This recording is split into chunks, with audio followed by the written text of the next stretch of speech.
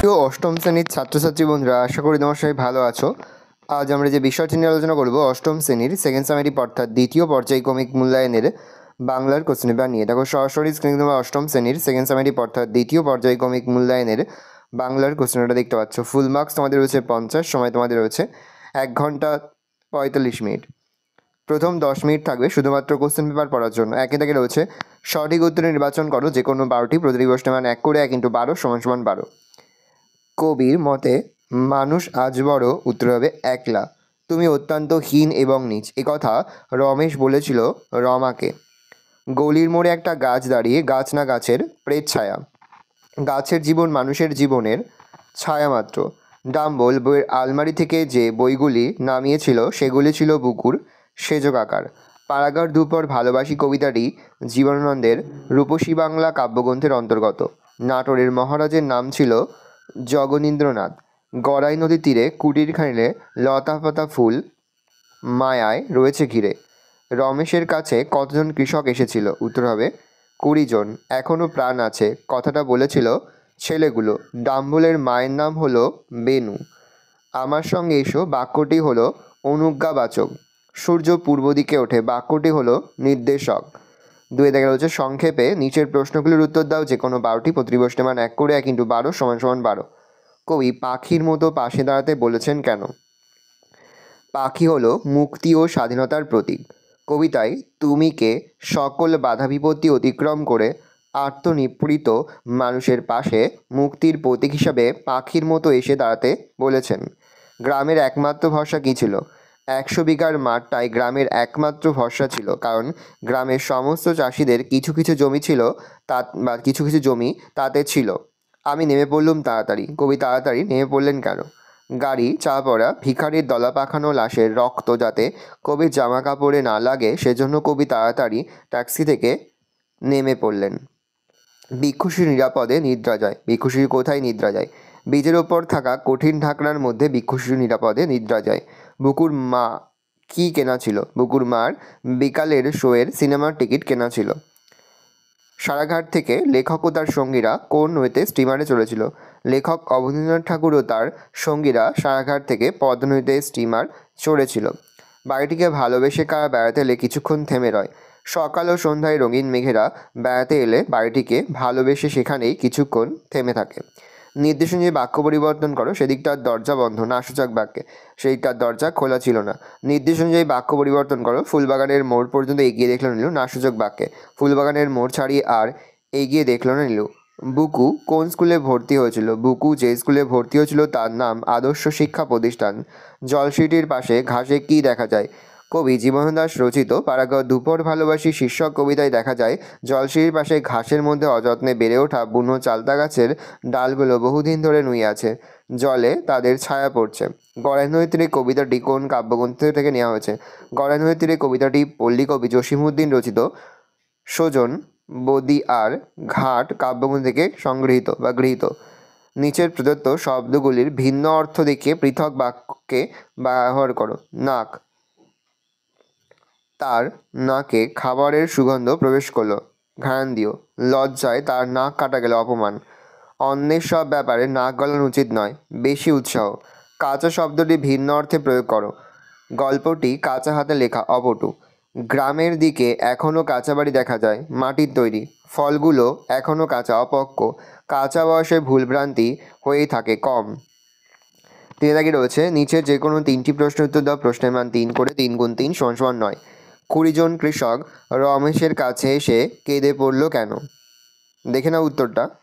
উত্তর লিখবে শরৎচন্দ্র চট্টোপাধ্যায়ের পল্লী সমাজ গল্পে গ্রামের 100 বিঘা জমির মাঠটা চাষিদের একমাত্র ভরসা, কারণ সেই মাঠেই সকলের কিছুটা করে জমি রয়েছে। এবারে দুদিনের অবিরাম বৃষ্টিতে সেই মাঠ ডুবে গিয়ে ধান নষ্ট হওয়ার উপক্রম হয়েছে। মাঠের পূর্ব ধারে খুব বড় সরকারি বাঁধ, পূর্ব ও পশ্চিম প্রান্তে গ্রাম উঁচু, একে বল নিচু।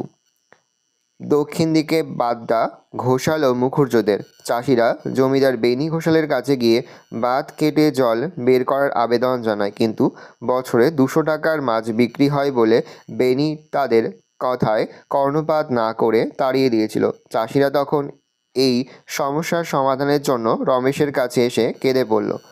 বুকু অবাক হয়ে ফেলিয়ে মায়ের মুখের দিকে তাকিয়েছিল কেন? আশাপূর্ণা দেবী রচিত কী করে বুঝবো গল্পে উত্তরপাড়া থেকে নির্মলার ভবানীপুরের বাড়িতে তার পাতানো বেনুমাসি, ছেনুমাসি ও বেনুমাসির ছেলে ডাম্বল বেড়াতে এসেছে। নির্মলার ছেলে বুকু গিয়ে মাকে সেই খবর দিতে নির্মলা এইভাবে অসময়ে বাড়িতে লোকজনের বেড়াতে আসা ভালোভাবে নিতে পারেন না। ছেলের সামনেই বলে ফেলেন, বাবারে, শুনে গা জ্বলে গেল। অথচ নির্মলা যখন বেনুমাসি আর ছেনুমাসির সামনে আসেন তখন বলতে থাকেন যে তার ভাগ্য খুব ভালো যে এতদিন পরে ছেনুমাসি বেনুমাসি তাদের বাড়িতে এসেছে। এতদিন পরে দেখা হওয়ায় নির্মলার খুব আনন্দ হচ্ছে। সম্পূর্ণ উল্টো দু ধরনের আচরণ দেখে বুকু অবাক হয়ে মায়ের মুখের দিকে তাকিয়েছিল।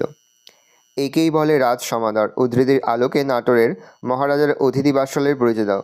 কংগ্রেসের প্রাদেশিক সম্মেলনে অভ্যর্থনা কমিটির সভাপতি ছিলেন নাটোরের মহারাজা জগন্নাথ রায়। তিনি কলকাতা থেকে ঠাকুরবাড়ির তরুণদের এবং জাতীয় কংগ্রেসের কর্তা ব্যক্তিদের নাটোরে আমন্ত্রণ জানায়। আমন্ত্রিতদের জন্য স্পেশাল ট্রেনের ব্যবস্থা, স্টিমারে খাওয়া দাওয়ার ব্যবস্থা, অতিথিদের প্রত্যেকের বাক্সব্যাটা বয়ে নিয়ে যাওয়ার বন্দোবস্ত, নাটোরে বিপুল অভ্যর্থনা আদর যত্ন সকলকে মুগ্ধ করেছিল। আমন্ত্রিতদের প্রত্যেকের যখন যা প্রয়োজন তাই চাইবার আগেই সকলের কাছে পৌঁছে যেত। তাছাড়া কারোর যাতে কোনো রকম অসুবিধা না হয় স্বয়ং মহারাজ নিজ ব্যক্তিগতভাবে তার খোঁজ খবর নিতেন। এইরকম বিপুল আদর আপ্যায়নকে তাই লেখক সত্যিকারের রাজ সমাদর বলে মনে করেছেন। পরের প্রশ্ন, ছেলের কথা শুনে বুকুর মার মাথায় বজ্রাঘাত। খুবই গুরুত্বপূর্ণ একটা প্রশ্ন। ছেলের কথা শুনে বুকুর মার মাথায় বজ্রাঘাত হলো কেন? উত্তরপাড়া থেকে ভবানীপুরে নির্মলার বাড়িতে হঠাৎ উদয় হওয়া ছেনুমাসি, বেনুমাসি ও ডাম্বলকে বুকুর মা সামনাসামনি সদর অভ্যর্থনা জানান, কিন্তু তাদের আগমনকে তিনি মন থেকে মোটেই ভালোভাবে মেনে নেননি। এই কথা তিনি তার ছেলের সামনে বলেও ফেলেছিলেন। এরপর অতিথিদের সামনে হৈ হৈ করে অভ্যর্থনার অভিনয় করার পরই বুকু সত্য কথাটি তাদের বলে দেয়, আর তখনই অপমানের লজ্জায় বুকুর মার মাথা যেন বজ্রাঘাত হয়। 4 থেকে রয়েছে নিচে যে কোনো 3টি প্রশ্ন উত্তর, প্রশ্নের মান 3 করে। 3 × 3 = 9। গলির মোড়ে একটা গাছ দাঁড়িয়ে, গাছ না গাছের প্রেতছায়া। একটি গাছ দাঁড়িয়ে আছে বলো, কেন পরের পংক্তি তাকে গাছের প্রেতছায়া বলা হয়েছে তা বুঝিয়ে দাও। কবি দূর থেকে গাছের অবয়বটি দেখেছিলেন, কিন্তু কাছে এসে দেখেন সেটি একটি গাছের কঙ্কাল। তাতে না পাতা, ফুল, প্রাণের সামান্য আভাসও ছিল না। সেটি যেন ছিল শুকনো কাঠি, ওপরের দিকে তুলে দাঁড়িয়ে থাকা ছাল বাকলহীন একটা গাছের কাঠামো। তাই কবি তাকে গাছের প্রেতছায়া বলেছেন। স্বপ্নে যেন বেদনা আছে। কবির স্বপ্নে কেন বেদনার অনুভূতি? কবি জীবনানন্দ দাশ রূপসী বাংলার কবি। নগর জীবনের ক্লান্তি ও বিষণ্ণতা তাকে বারবার ফিরিয়ে নিতে গেছে শৈশবের গ্রাম বাংলার দিনগুলোতে। গ্রাম বাংলার ফেলে আসা দিনগুলোর কথা ভেবে কবির মন আলোড়িত হয়েছে। বিষণ্ণতা তাকে আষ্টেপৃষ্টে জড়িয়ে ধরেছে। পাড়াগাঁয়ে দুপুরের প্রচণ্ড রোদ কবির মনে স্বপ্নের আবেশ সৃষ্টি করে। সেই স্বপ্নে ভেসে ওঠে গ্রামের করুণ ছবি। রোদের তাপে শুকিয়ে যাওয়া পাতা, ক্লান্ত শালিকের ডাক, নকশাপাড়া শাড়ি পরা মেয়েটির ক্লান্ত পায়ে দ্রুত চলে যাওয়া জলশিরি নদীর ওপর বুনো চালতা গাছের ডাল নুয়ে পড়া, নদীর জলে ভাঙাচোরা ডিঙির স্থির ভেসে থাকা, এই প্রতিটি ছবির মধ্যে বিষণ্ণতা ও বেদনাতা বোধ লক্ষ্য করা যায়। তাই কবির স্বপ্নে বেদনার অনুভূতি স্পষ্ট হয়ে ওঠে।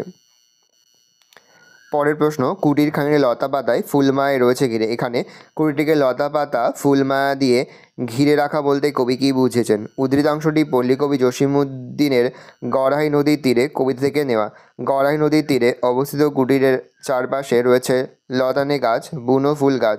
কবির কাছে মনে হয়েছে প্রকৃতির এই লতা পাতা ফুল যেন স্নেহমায়া আদরে জড়িয়ে রেখেছে কুটিরটিকে, অর্থাৎ কুটিরটি যেন প্রকৃতিরই অংশ হয়ে উঠেছে। ডিঙিটিরে বেঁধে রেখে গিয়েছে। ডিঙিটি কোথায় বাঁধা আছে? ডিঙিটির বর্ণনা দাও।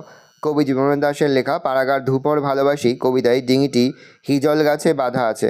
ডিঙিটির বর্ণনা, ডিঙিটি ঝাঁঝরা ফোপড়া অর্থাৎ জীর্ণ ও ভাঙাচোরা। ডিঙিটির প্রয়োজনীয়তা শেষ হওয়ার সঙ্গে সঙ্গে মালিকের কাছে তার গুরুত্ব হারিয়েছে। হিজলের গুঁড়িতে ভাঙাচোরা ডিঙিটিকে বেঁধে রেখে মালিক বেমালুম ভুলে গেছে। সে আর কখনো সেখানে ফিরবে না। একই পরিত্যক্ত জরাজীর্ণ ডিঙি নিঃশব্দ বেদনায় শরিক হয়েছে কবি। 5 দাগে রয়েছে নিচে যে কোনো একটি প্রশ্ন দ্বারা প্রশ্নের মান 2। প্রথম, বৃদ্ধ নরোত্তম দাস বাবাজির সঙ্গে অপুর কীভাবে ভাব হয়েছিল? উত্তরে দেখে নাও। পরের প্রশ্ন, একদিন পাঠশালায় এমন একটি ঘটনা হইয়াছিল যাহা তাহার জীবনের একটি নতুন অভিজ্ঞতা। অপুর জীবনের সেই নতুন অভিজ্ঞতাটি কি?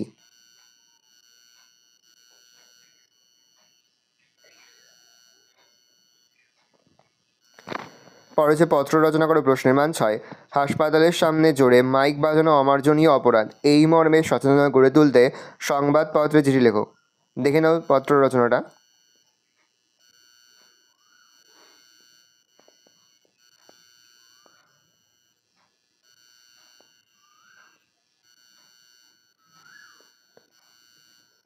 নিচে তোমার নাম, ঠিকানা বসাবে। পরে তোমার অঞ্চলে যত্রতত্র আবর্জনা স্তূপ, সংশ্লিষ্ট কর্তৃপক্ষের দৃষ্টি আকর্ষণ করে একটি বহুল প্রচারিত সংবাদপত্রের সম্পাদককে চিঠি পাঠাও। দেখে নাও।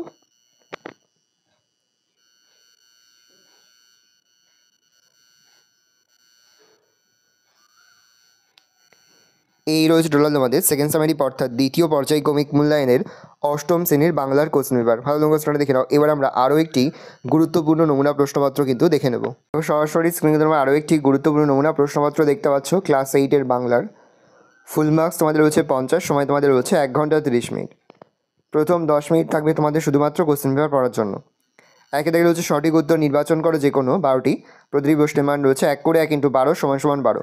পাড়াগা দুপর ভালোবাসি কবিতাটি জীবনানন্দের রূপসী বাংলা কাব্যগ্রন্থের অন্তর্গত। নাটোরের প্রভিন্সিয়াল কনফারেন্সের শুরুতে রবীন্দ্রনাথের সোনার বাংলা গানটি গাওয়া হয়েছিল। কবি মানুষকে মানুষ হয়ে পাখির মতো পাশে দাঁড়াতে বলেছেন। দাঁড়াও কবিতায় দাঁড়াও শব্দটি মোট 9 বার পাওয়া যায়। 5 নম্বর চণ্ডীমণ্ডপে রমেশ জমিদার হিসাবপত্র দেখছিল গোপাল সরকারের কাছে বসে।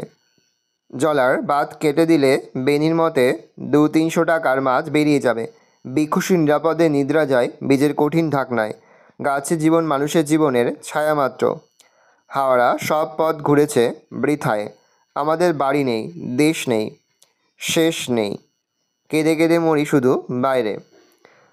বুকুর বয়স 5, 6, 7, 8 বছর, 6 বছর। ডাম্বল বইয়ের আলমারি থেকে যে বইগুলি নামিয়েছিল সেগুলি ছিল বুকুর বাবার, মায়ের, সেজো কাকার, ঠাকুমার, সেজো কাকার। আর ওরা বেরোবার সঙ্গে সঙ্গেই বুকুর মা রণচণ্ডী, উগ্রচণ্ডী, মনচণ্ডী, মত্তচণ্ডী মূর্তি নিয়ে শুরু করে ছেলে ঠেঙাতে। রণচণ্ডী মূর্তি নিয়ে শুরু করে ছেলে ঠেঙাতে। গড়াই নদীর তীরে কুড়িরখানিরে লতা পাতা ফুল মায়ায় রয়েছে ঘিরে। এখনও তাহারা বোঝেনি হেতায় মানুষ বসত করে। 2 দাগে রয়েছে নিচের প্রশ্নগুলির 2 থেকে একটি বাক্য উত্তর যে কোনো 12টি। প্রতিটি প্রশ্নের মান 1 করে 1 × 12 = 12। তুমি তাহার পাশে এসে দাঁড়াও। কবি কার পাশে এসে দাঁড়াতে বলেছেন? কবি দুঃখী অসহায় মানুষের পাশে এসে দাঁড়াতে বলেছেন। গ্রামের একমাত্র ভরসা কী ছিল? পল্লী সমাজের গল্পে উল্লেখিত 100 বিঘার মাঠটিই ছিল গ্রামের একমাত্র ভরসা, কারণ সমস্ত চাষিরই কিছু কিছু জমি সেখানে ছিল। পারবি না কেন? উদ্দিষ্ট ব্যক্তি কোন কাজটি করতে পারবে না? আলোচ্য অংশে উদ্দিষ্ট ব্যক্তি হলো রমাদের পীরপুরের প্রজা এবং লাঠিয়াল আকবর। বাদ পাহারা দিতে গিয়ে রমেশের হাতে সে আহত হয়। সেই আঘাতের কথা সে থানায় গিয়ে জানাতে পারবে না বলে জোরের সঙ্গে জানিয়েছিল। চেঁচিয়ে উঠল সমস্বরে। কী বলে চেঁচিয়ে উঠল? ছনছাড়া বেকার যুবকের দল প্রাণ আছে, এখনও প্রাণ আছে বলে সমস্বরে চেঁচিয়ে উঠল। ভিক্ষুষী নিরাপদে নিদ্রা যায়। ভিক্ষুশিশু কোথায় নিদ্রা যায়? বীজের ওপরের কঠিন ঢাকনার ভিতরে ভিক্ষুশিশু নিরাপদে নিদ্রা যায়। বীজ থেকে ভিক্ষুশিশু বা অঙ্কুর জন্ম নেয়ার জন্য কী কী প্রয়োজন? বীজ থেকে ভিক্ষুশিশু বা অঙ্কুর বেরোনোর জন্য উত্তাপ জল ও মাটি প্রয়োজন। মাছ তুলে জলে দ্বীপ। মাছ তুলে দ্বীপ জলে কেন? অন্ধকার সমুদ্রে যাতে জাহাজের অবস্থান বোঝা যায় তাই মাছ তুলে দ্বীপ জলে। আধারে চলমান জাহাজের যাত্রীরা কী করছিল? আধারে চলমান জাহাজের যাত্রীরা কেউ সিনেমা দেখছিল, কেউ নাচ করছিল, কেউ বা গান গাইছিল। ডাম্বলকে স্কুলে ভর্তি করা হয়নি কেন? ডাম্বলকে স্কুলে ভর্তি করা হয়নি কারণ ডাম্বলের বাবা ছিল হারকেপ্পন। 7 বছরে ছেলের জন্য মাসে 7 টাকা মাইনে দিতে তিনি রাজি নন। পাড়াগায় ধূপর ভালোবাসি কবিতাটি কোন কাব্যগ্রন্থ থেকে নেওয়া হয়েছে? পাড়াগার ধূপর ভালোবাসি কবিতাটি জীবনানন্দ দাশ রচিত রূপসী বাংলা কাব্যগ্রন্থ থেকে নেওয়া হয়েছে। রওনা হলুম সবাই মিলে হৈ হৈ করতে করতে। কোথায় রওনা হলেন?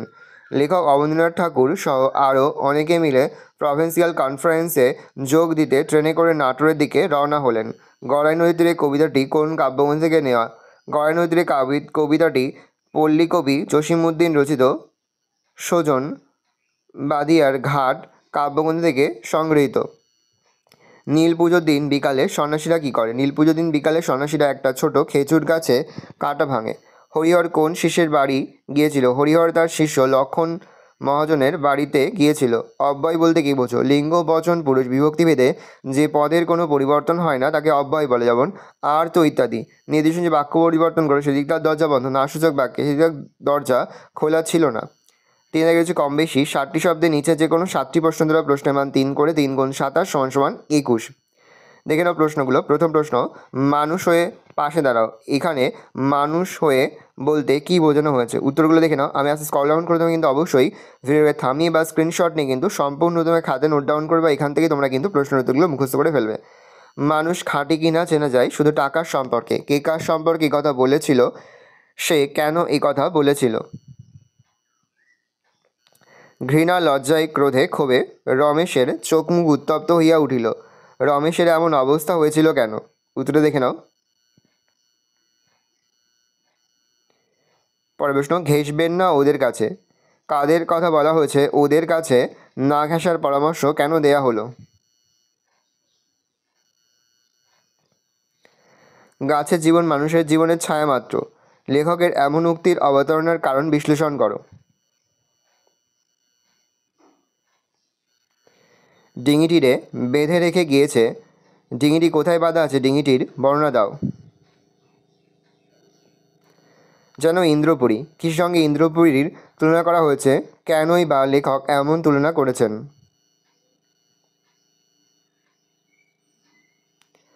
ডাহুক মেয়েরা বেড়াইতে আসে, গানে গানে কথা কয়। ডাহুক মেয়ে কারা? তারা কাদের নিয়ে আসে? তারা কিভাবে কথা বলে? বড় সুন্দর বনভোজনের স্থানটি। বনভোজনের কার কার উপস্থিত ছিল? বনভোজনের স্থানটি বিবরণ দাও। সেই বনভোজনের খাওয়ার উপকরণ কী ছিল? দেখে নাও। পরের প্রশ্ন, কাঁচা অথবা মাথা শব্দটি ভিন্ন অর্থ প্রয়োগ করে 3টি বাক্য লেখো। কাঁচা, অপটু। গল্পটি কাঁচা হাতে লেখা। মাটির তৈরি। গ্রামের দিকে এখনও কাঁচা বাড়ি দেখা যায়। অপক্ষ, ফলগুলো এখনও কাঁচা। মাথা, মেধা। মেয়েটির অঙ্কে মাথা আছে। প্রধান, দেশের মাথারা সিদ্ধান্ত নেবে। অধীনতা স্বীকার করা, মানে অধীনতা স্বীকার মানে হচ্ছে অন্যায়ের কাছে মাথা নোয়াবে না, অধীনতা স্বীকার করবে না। পত্র রচনা করো যে কোনো একটি। প্রশ্নের মান 5। তোমার এলাকার ঐতিহ্যবাহী পুরনো গ্রন্থাগারটি উপযুক্ত রক্ষণাবেক্ষণের অভাব রয়েছে। এই বিষয়ে সংশ্লিষ্ট কর্তৃপক্ষের দৃষ্টি আকর্ষণ করার লক্ষ্যে সংবাদপত্র সম্পাদকের কাছে একটি পত্র লেখো। আর রয়েছে তোমাদের, হাসপাতালের সামনে জোরে মাইক বাজানো অমার্জনীয় অপরাধ। এই মর্মে সচেতনতা গড়ে তুলতে সংবাদপত্রটি লেখো। লেখা শুরু করবে। সম্পাদক সমাবেশু। পত্রিকার নাম, ঠিকানা দেবে। বিষয় দেখবে ঐতিহ্যবাহী পুরনো গ্রন্থাগারের রক্ষণাবেক্ষণ। সবিনয় নিবেদন বলে একটা কমা দিয়ে শুরু করবে। উত্তর চুরিনা জেলার অশোকনগর থানার একটি বর্ধিষ্ণু গ্রাম গোকর্ণী। এই গ্রামে বহু কৃতী মানুষ তাদের কাজের দ্বারা শিক্ষা দীক্ষায় নিজেরও গ্রামের মুখ উজ্জ্বল করেছেন। আপনাকে জানাতে চাই, গ্রামের প্রাচীন ঐতিহ্যবাহী গ্রন্থাগারটি অবহেলায় ক্রমশ অস্তিত্ব হারাচ্ছে। গ্রন্থাগারটি দশা ভগ্নপ্রায়, তাই বহু অমূল্য গ্রন্থ যত্নের অভাবে নষ্ট হয়ে যাচ্ছে। এইভাবে চলতে থাকলে গ্রন্থাগারটি আরও বিপন্ন হয়ে পড়বে। তাই আপনার বহু প্রচারিত পত্রিকার মাধ্যমে এই বিষয়ে আমি রাজ্য সরকারের সংশ্লিষ্ট দপ্তর এবং অধিকারীদের দৃষ্টি আকর্ষণ করতে চাই। অবিলম্বে ওই গ্রন্থাগারটিকে রক্ষণাবেক্ষণের জন্য প্রয়োজনীয় ব্যবস্থা গ্রহণ করতে হবে। আশা করি আমার এই পত্রটি প্রকাশ করে বাহিত করবেন।